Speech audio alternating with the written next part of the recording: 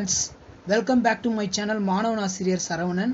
So today வந்து நம்ம எந்த சப்ஜெக்ட் பார்க்க போறோம்னு பார்த்தீங்கன்னா B.Ed first yearல contemporary India and educationல கோத்தாரி கமிஷன் இங்கிலீஷ் நோட்ஸ் வந்து இந்த வீடியோவில் பார்க்க போறோம். வீடியோக்குள்ள போறதுக்கு முன்னாடி மறக்காத நம்ம சேனலை சப்ஸ்கிரைப் பண்ணுங்க, கீழே இருக்கிற பெல் பட்டனை கிளிக் பண்ணுங்க. அப்பதான் நான் அப்லோட் பண்ற ஒவ்வொரு வீடியோவும் உங்களுக்கு நோட்டிஃபிகேஷன் வரும்.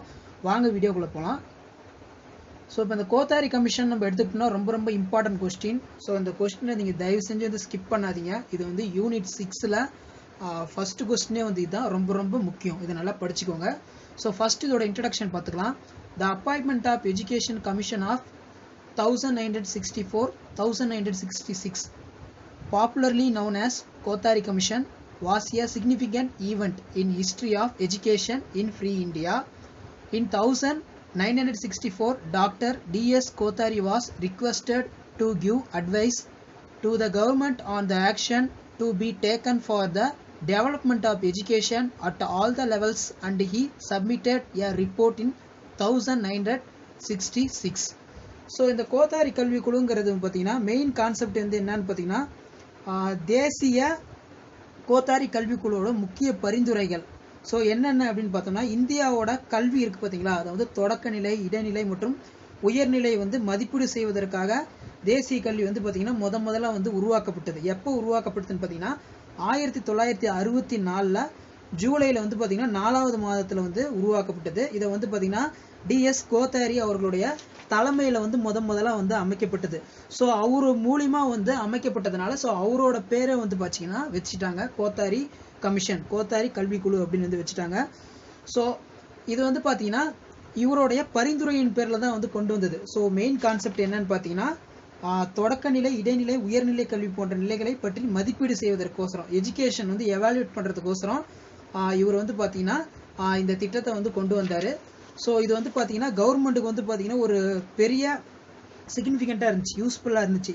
எந்த அளவுக்கு வந்து கல்விக்குழு பரிந்துரைகள் இருக்கணும், எப்படி வந்து என்னென்ன தொழில் வந்து மாற்றணும், என்னென்ன நடைமுறைகளை கொண்டு வரணும் அப்படின்னு வந்து சொன்னாங்க. ஸோ இதான் வந்து பார்த்தீங்கன்னா இந்த ஃபர்ஸ்ட் ஸ்லைடில் இருக்குது. நெக்ஸ்ட் ஸ்லைட் பார்க்கலாம்.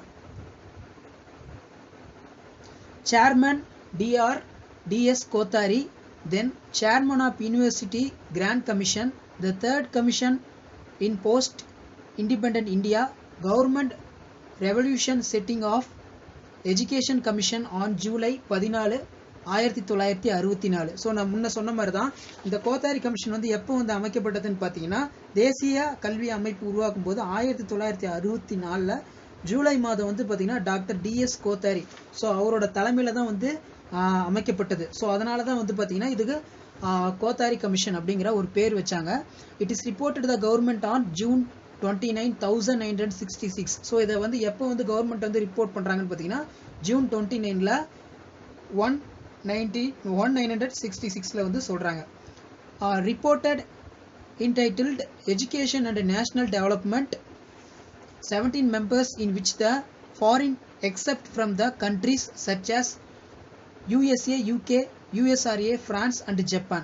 ஸோ இதில் வந்து பார்த்தீங்கன்னா ஒரு 5 country, ஸோ ஒரு 17 மெம்பர்ஸ், சரிங்களா, 17 members which in foreign excepts from the countries. So என்னென்ன கண்ட்ரிஸ்ன்னு பார்த்தீங்கன்னா USA, UK, USR, France and Japan. So அடுத்த ஸ்லைட் பார்க்கலாம்.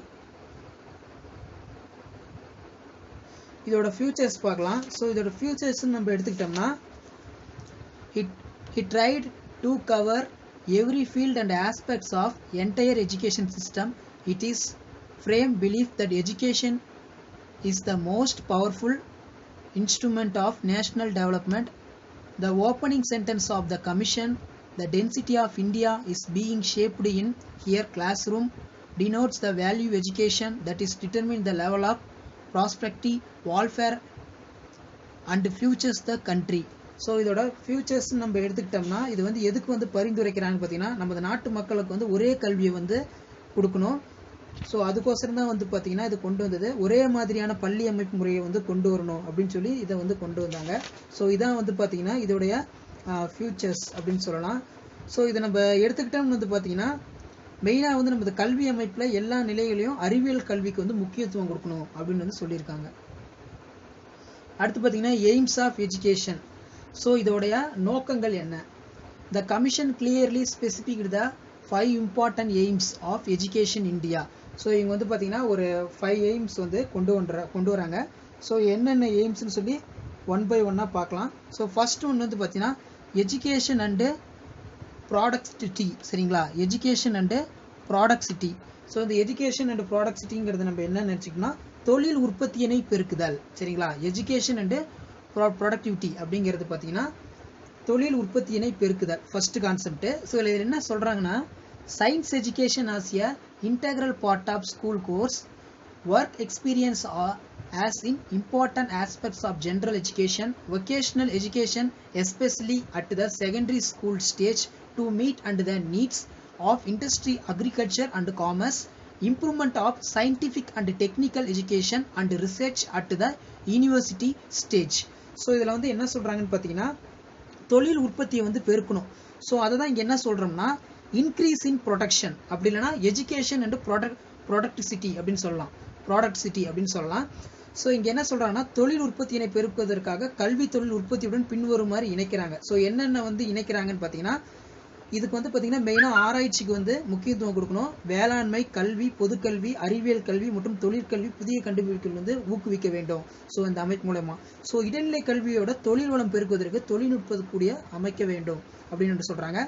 ஸோ இந்த கல்வி மூலமாக நவீன கண்டுபிடிப்பு, செய்முறைகள் மற்றும் தொழில்நுட்பங்கள் கல்வி மூலம் நாடெங்கும் பரவு செய்து அதன் மூலம் உற்பத்தியினை பெருக்குவதற்கு வழிவகை செய்ய வேண்டும் அப்படின்னு சொல்லி இந்த எஜுகேஷன் ப்ராடக்டிவிட்டியில் வந்து சொல்கிறாங்க. ஸோ அடுத்து நெக்ஸ்ட் பார்க்கலாம்.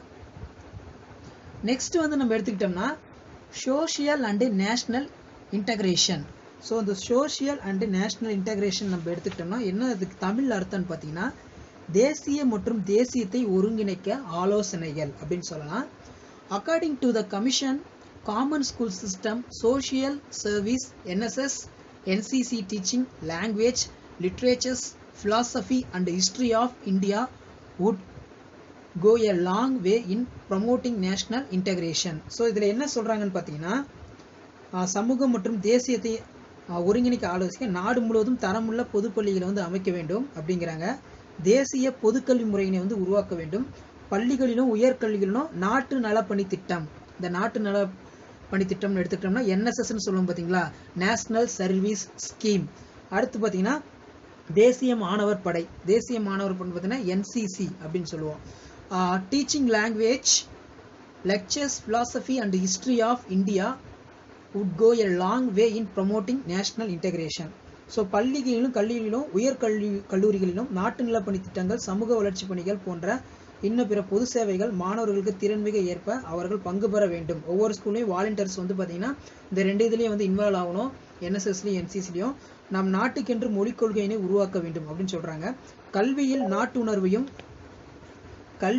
நாட்டுணர்வையும் நாட்டு ஒருமைப்பாட்டையும் மேம்படுத்தும் செயல்களுக்கு முக்கியத்துவம் கொடுக்க வேண்டும். ஸோ அதான் வந்து பார்த்தீங்கன்னா இந்த second social and national integration. அடுத்து நெக்ஸ்ட் பார்த்தீங்கன்னா எஜுகேஷன் அண்டு மாடர்னைசேஷன். ஸோ இந்த எஜுகேஷன் அண்டு மாடர்னைசேஷன்ங்கிறது பார்த்தீங்கன்னா another important aim of education in modernization. Education should be awake prosperity, interest, attitudes and sense of value and skills in the peoples. So இது வந்து என்ன சொல்றது பார்த்தீங்கன்னா ஜனநாயகத்தை வந்து பேணுதலுக்கான ஆலோசனைன்னு சொல்லுவோம். இது வந்து பார்த்தீங்கன்னா அரசியலமைப்பு சட்டத்தில் தனி மனித உரிமை, குடிமக்களுடைய கடமைகள் மற்றும் அடிப்படை உரிமைகளை பற்றி கல்விக்கூடங்கள் வந்து குடிப்பயிற்சி கற்பித்தல் வேண்டும் அப்படின்னு சொல்கிறாங்க. கல்விக்கூடங்களில் நிர்வாகம் ஜனநாயகம் பண்பு கொண்ட தலைமை உணர்வுடன் செயல்பட வேண்டும் அப்படின்னு சொல்கிறாங்க. வகுப்பறை செயல்பாடுகள் சமூக சமூகத்தையும் சமூக நீதியும் சகாதாரத்தையும் பிரதிபலிப்பதாக இருக்கணும் அப்படின்னு சொல்கிறாங்க எஜுகேஷன் அண்டு மாடர்னைசேஷனில். நெக்ஸ்ட் பார்க்கலாம் development of democracy. So development of டெமோக்ரஸிங்கிறது பார்த்தீங்கன்னா India is a largest democracy in the world. The success of democracy depends of and education of masses. So இங்கே வந்து நம்ம இது என்ன பார்க்குறோன்னு பார்த்தீங்கன்னா ஃபோர்த்து நவீனமாக்கும் செயல்படுறதுல வந்து வேகப்படுத்தணும். ஸோ அதான் வந்து பார்த்தீங்கன்னா டெமோக்ரஸி அப்படின்னு சொல்கிறோம். கல்வி கற்பதன் மூலமாக ஒரு நவீன அறிவியல் தொழில்நுட்பங்களை கலைத்திட்டத்தில் வந்து இணைக்க வேண்டும் அப்படின்னு சொல்கிறாங்க. ஸோ மாணவர்களுக்கு வந்து கற்பது என்பது பாடம் சார்ந்த தகவல்களை மாணவர்களுக்கு தெரிவிப்பதோடு அத்தகவல்களை கொண்டு ஆக்க சிந்தனையுடன் திறனாயுடன் பார்த்தீங்கன்னா மாணவர்களோட ஆராய்ச்சி புதிய அறிவியல் கண்டுபிடிப்புகளுக்கு வந்து முக்கியத்துவம் தரணும் அப்படின்னு சொல்கிறாங்க. அடுத்து வந்து பார்த்தீங்கன்னா social and spiritual value. Social and spiritual value நம்ம எடுத்துக்கிட்டோம்னா சமூகம் சார்ந்த ஆன்மீக விழுமங்கள் மூலம் கற்போருடைய நடத்தை வந்து நம்ம வந்து மேம்படுத்த என்னென்ன ஆலோசனை சொல்லலாம். Education system should emphasize the development of fundamental social, moral and spiritual value. அதாவது வந்து பார்த்தீங்கன்னா பள்ளிகளில் நேரடியாக கலை திட்டத்தின் மூலமாக மாணவர்களுக்கு வந்து நல்லொழுக்கம் மற்றும் ஆன்மீக மேம்பாடுகளை உருவாக்க திட்டமிடுதல் வேண்டும். ஸோ இது மூலமாக சொல்கிறாங்க. மேலும் பள்ளிகளில் மறைமுக கலை திட்டமும் இவைகளை வலியுறுத்த வேண்டும். ஸோ மறைமுகமாக வந்து இதெல்லாம் வந்து பயன்படுத்தணும். அதாவது பார்த்தீங்கன்னா ஆன்மீக மேம்பாடு, நல்லொழுக்கம், டிசிப்ளின்ஸை வந்து மேம்படுத்தணும் அப்படின்னு சொல்கிறாங்க. ஸோ பள்ளிகளோட பாடங்களிலும் நல்லொழுக்கம் மற்றும் ஆன்மீக மேம்பாடுகள் சார்ந்த கற்பித்தல் செயல்பாடுகள் இணைக்க வேண்டும் அப்படின்னு சொல்கிறாங்க. ஸோ அதான் பார்த்தீங்கன்னா சோசியல் அண்டு ஸ்பிரிச்சுவல் வேல்யூஸ். அடுத்து இந்த எஜுகேஷனல் ஸ்ட்ரக்சர் வந்து பார்க்கலாம். இந்த எஜுகேஷனல் ஸ்ட்ரக்சர் நம்ம எடுத்துக்கிட்டோம்னா general education should be last for a period of 10 years, 4 years lower primary, 3 years of higher primary and 3 years of lower secondary education. Prior and general education, pre-primary education should be also be given. The theme of higher secondary education should be fixed for 2 years. So இது வந்து பார்த்தீங்கன்னா higher secondary கோர்ஸ்ன்னு இருக்கும். First வந்து பார்த்தீங்கன்னா +1 +2 வந்து செப்பரேட்டாக வந்து காலேஜில் இருந்துச்சு. ஸோ இந்த கோத்தாரி கமிஷன் மூலமாக வந்து பார்த்தீங்கன்னா 2 years வந்து கொண்டு வந்துட்டாங்க. அது வந்து பார்த்தீங்கன்னா ஸ்கூல்லேயே அட்டாச் ஆயிடுச்சு. ஸோ இப்போ நம்ம படிக்கிற மெத்தட் வந்து எப்படின்னா ஃபஸ்ட்டு வந்து பார்த்திங்கன்னா 10th படிப்போம், அப்புறம் வந்து 12th படிப்போம், அப்புறம் கடைசியாக வந்து பார்த்திங்கன்னா டிகிரி வந்து சூஸ் பண்ணுவோம். ஸோ 10th 12th அப்புறம் டிகிரி. ஸோ 10th வந்து 1 year படிப்போம், 12th வந்து 11th அது 1 year 2 years ஆகும், கடைசியாக வந்து டிகிரி வந்து 3 years படிப்போம். ஸோ இப்படி தான் வந்து பார்த்திங்கன்னா இந்த கோத்தாரி கமிஷன் வந்து பார்த்திங்கன்னா கோர்ஸோட டியூரேஷன் வந்து பார்த்திங்கன்னா செட் பண்ணியிருக்காங்க. After degree course there are should be post graduate course of 3 years. நான் சொன்னேன் பார்த்தீங்களா போஸ்ட் கிராஜுவேட் பிஎஸ்சின்னு படிக்கிறோம் பார்த்தீங்களா. பிஎஸ்சிங்கிறது bachelor of science, BA bachelor of arts. So இந்த post graduate, so post graduate நம்ம எடுத்துக்கிட்டோம்னா எம்எஸ்சி அதே மாதிரி பார்த்தீங்கன்னா எம்ஏ இதெல்லாம் வந்து பார்த்தீங்கன்னா போஸ்ட் கிராஜுவேட்னு சொல்லுவோம். பிஎஸ்சி பிஏ இதெல்லாம் வந்து பார்த்தீங்கன்னா பிஎட்லாம் பார்த்தீங்கன்னா அண்டர் கிராஜுவேட் அப்படின்னு சொல்லுவோம். ஸோ இதெல்லாம் வந்து பார்த்தீங்கன்னா 3 years கொண்டு வந்துட்டாங்க. அடுத்து பார்த்தீங்கன்னா the graduate course should be extended from the 3 years. The number of instructional days in the year of should be increased about 239 weeks for the schools and 236 for college and pre-primary schools. Holidays should be minimized. No need for close an educational institution religiously holiday. So இந்த நாடு முழுவதும் வந்து பார்த்திங்கன்னா இந்த முறையை தான் வந்து பார்த்திங்கன்னா பின்பற்றுறாங்க. அடுத்து பார்த்தீங்கன்னா ஸ்டேட்டஸ் ஆஃப் டீச்சர்ஸ். இந்த ஸ்டேட்டஸ் ஆஃப் டீச்சர்ஸ் அப்படின்னு நம்ம எடுத்துக்கிட்டோம்னா it is necessary for improve the economic, social and professional status of teacher. The scale of pay teachers government and non-government school should be the same. The state board of teachers education should be established in each state. The period of training teachers with the secondary course of should be 2 years. The course of MAD should be 1 minus 2 years. So first வந்து MAD வந்து பார்த்தீங்கன்னா 1 year தான் இருந்துச்சு. அப்படின்னா 1லேருந்து பார்த்தீங்கன்னா 1.5 year இருந்துச்சு. So இப்போ வந்து 2 years வந்து மாற்றிட்டாங்க. The teachers of the training college should be have the 2 degrees, namely Master of Degree in Master of Education. So training வந்து போகும்போது வந்து பார்த்தீங்கன்னா ஒன்று வந்து பார்த்தீங்கன்னா மாஸ்டர் ஆஃப் டிகிரி இந்த மாதிரி எதனாலும் படிச்சிருக்கலாம், அப்புறம் மாஸ்டர் ஆஃப் எஜுகேஷன் MAD இந்த மாதிரி படிச்சிருப்போம். The students of training institution should be given the free education. Next வந்து பார்த்தீங்கன்னா கரிக்குலம். ஸோ இந்த கரிக்குலம் நம்ம எடுத்துக்கிட்டோம்னா பாடத்திட்டங்கள் வந்து எப்படி இருந்தது, கோத்தாரி கமிஷனில் வந்து பார்த்தீங்கன்னா பாடத்திட்டங்கள் வந்து எப்படி இருந்தது அப்படின்னு பார்ப்போம். இது வந்து பார்த்தீங்கன்னா 2 types வந்து பார்த்தீங்கன்னா பிரிக்கிறாங்க. எப்படின்னா லோயர் பிரைமரி, இன்னொன்று வந்து பார்த்தீங்கன்னா ஹையர் பிரைமரி. ஸோ அதாவது பள்ளிகளோட கலை திட்டங்களுடைய பரிந்துரைகள் அப்படின்னு நம்ம சொல்லலாம். சரிங்களா? ஸோ ஃபஸ்ட்டு பார்க்கலாம். 1 language mother tongue or regional language, mathematics, study of environment, creative activities, work experience, health education. So ஒரு லாங்குவேஜ் வந்து பார்த்தீங்கன்னா நம்ம என்ன எடுத்துக்கணும்னா நம்ம மதர் டங்கை எடுத்துக்கிட்டு எக்ஸ்ட்ரா கரிக்குலர் ஆக்டிவிட்டீஸ் அது மாதிரி எக்ஸ்ட்ரா கோர்ஸ் வந்து படிக்கணும் அப்படின்னு சொல்லிக்கிறாங்க. அடுத்து வந்து ஹையர் பிரைமரி, இது வந்து பார்த்தீங்கன்னா 2 language இருக்கும், mother tongue or regional language. So அடிஷ்னலாக வந்து பார்த்தீங்கன்னா ஹிந்தி நம்ம சூஸ் பண்ணலாம், அப்படின்னா இங்கிலீஷ். ஸோ அதை தவிர்த்து பார்த்தீங்கன்னா mathematics, science, social science, art, work experience, social service, physical education, education in moral and spiritual values, so இதெல்லாம் வந்து பார்த்தீங்கன்னா கொடுத்துருக்காங்க.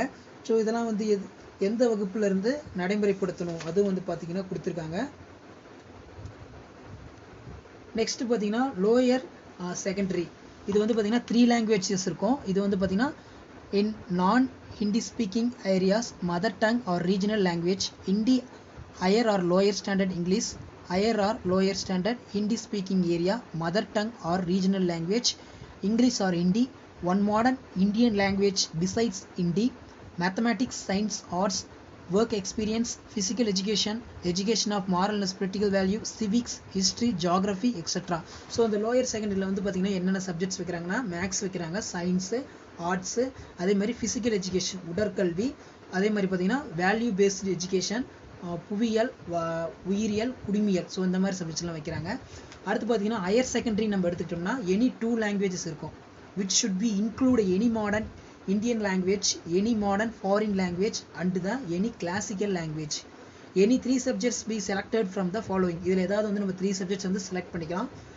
One additional language, history, geography, economic, logic, psychology, arts, physics, chemistry, maths, biology, home science, work experience, physical education, arts and crafts, education is moral and spiritual value. So 2 வந்து பார்த்தீங்கன்னா நம்ம mother tongue எடுப்போம், other வந்து பார்த்தீங்கன்னா Hindi, English. So அதை தவிர்த்து வந்து பார்த்தீங்கன்னா 3 கோர்சஸ் வந்து பார்த்தீங்கன்னா நம்ம எடுத்துக்கலாம். ஸோ அதர் இம்பார்ட்டன்ட் recommendations பார்த்தீங்கன்னா the commission also stressed the importance of science education, vocational and technical training, agriculture, research, adults education, literacy camp. So இவங்களாம் வந்து எதுக்கு வந்து முன்னுரிமை கொடுக்குறாங்கன்னா இந்த கமிஷன் வந்து பார்த்தீங்கன்னா சயின்ஸ் கண்டிப்பாக இருக்கணும், எஜுகேஷன் வந்து டெவலப் பண்ணணும், vocational and technical training, so work பேஸ்டாக வந்து நிறைய ஒர்க் வந்து பண்ணணும், ரிசர்ச், அக்ரிகல்ச்சர் ரிசர்ச் வந்து ஃபர்ஸ்ட் ப்ரையாரிட்டி கொடுக்குறாங்க. அப்புறம் அடல்ட்ஸ் எஜுகேஷன் குழந்தை கல்வியை வந்து பார்த்தீங்கன்னா மேம்படுத்துகிறாங்க.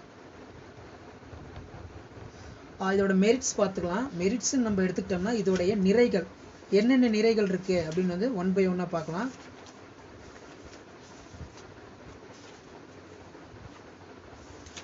The Kothari Commission reports was masterly pieces of work in all aspects in Indian education. The Commission present in comprehensive study of educational problems, context of national needs, aspirants. The Commission made up realistic approach to the like education to the socio-economic, cultural and spiritual aspects in India life. The Commission is recommended reasonable and the respectable scales to pay the categories of teachers, subject and provisional revision, periodical revision. So இதோட நிறைகள் நம்ம எடுத்துக்கிட்டோம்னா